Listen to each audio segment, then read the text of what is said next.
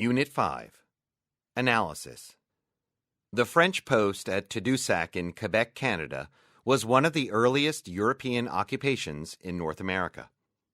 Established in 1599 by Francis Grave and Pierre Chauvin, Tadoussac was France's first trading post in the New World.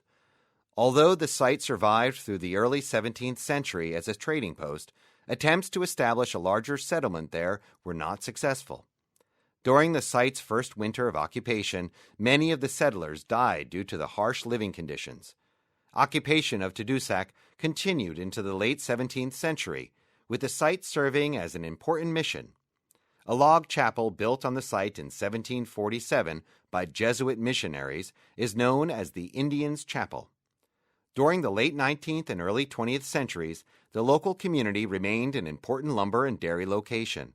Today, the village surrounding Tadoussac is a major tourist destination in southern Quebec. Practice 1. Benjamin Rush was born in 1745 on a farm near Philadelphia. He earned his bachelor's degree in 1760 from the University of New Jersey, returned to Philadelphia, and studied medicine from 1761 until 1766, and then moved abroad and earned a degree in medicine from the University of Edinburgh in June 1768.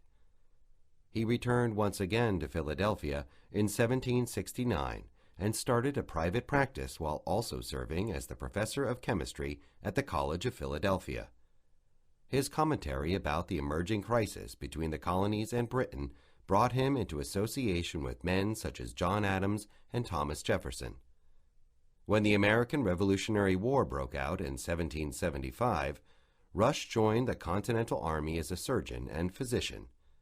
In June 1776, he was appointed to the Second Continental Congress. Unlike Dickinson, when the time came, he chose to sign the Declaration. 2. Louise Blanchard Bethune was born on July 21, 1856, in Waterloo, New York, to Emma Malona and Dawson M. Blanchard. Her father was a mathematics teacher, no doubt influential in young Louise's vocational path. Louise Blanchard graduated from Buffalo High School in 1874. She planned to go to Cornell University to study architecture, but instead, in 1891, obtained a job as a draftsperson at an architectural and building firm. She learned the craft hands-on, working at the firm for 5 years. She then partnered with Robert Bethune, whom she married 2 months later.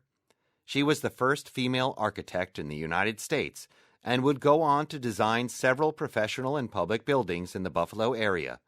Her best-known work was the Renaissance-style 256-room Lafayette Hotel. Opened in 1904, the Lafayette was at the time considered one of the 15 finest hotels in the country.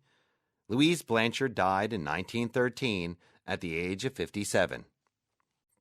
3. Approximately 400 meters south of Ayusoluk Hill, on a plain where today a lot of column pieces lie scattered around, once stood the Temple of Artemis, which was one of the 7 wonders of the world. The temple, whose construction continued for 120 years, dates from the 7th century BCE. The temple was an Ionic dipteros, with 2 rows of columns on each of the long sides and 3 rows of columns on the short sides. Its 127 columns were 19 meters high, and each had a diameter of 1.2 meters. This temple was set on fire on the same night Alexander the Great was born. The criminal was a madman, Erostratos, who wanted his name to go down in history. The Ephesians immediately started to construct a new temple. This temple exceeded all earlier perfection.